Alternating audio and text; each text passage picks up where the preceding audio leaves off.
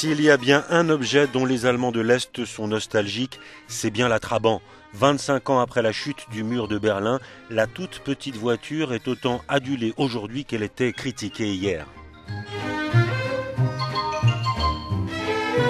Et pourtant, malgré tous ses défauts, malgré les performances très limitées de son moteur 2 temps, la Trabant était à l'époque le symbole du luxe et de la liberté. Pour les Allemands de l'Est, la Trabant, cela signifiait pouvoir se déplacer. L'objectif visé était la production de masse, comme celle atteinte à l'Ouest. Et là, une voiture facile à produire était un élément important. C'était le produit de consommation convoité par une très large majorité d'Est-Allemands.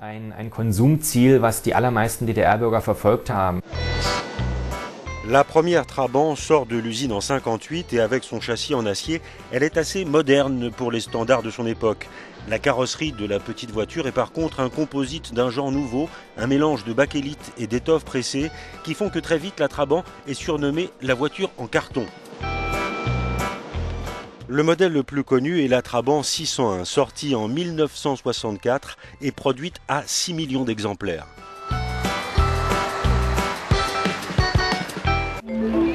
Le statut de la Trabant change radicalement avec la chute du mur. Le dernier modèle sort en 91.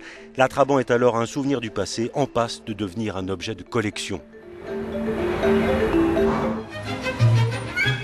Destin paradoxal pour cette voiture, symbole par excellence d'une économie de pénurie, est devenue aujourd'hui l'objet régressif et attendrissant d'une époque où les voitures étaient plus simples.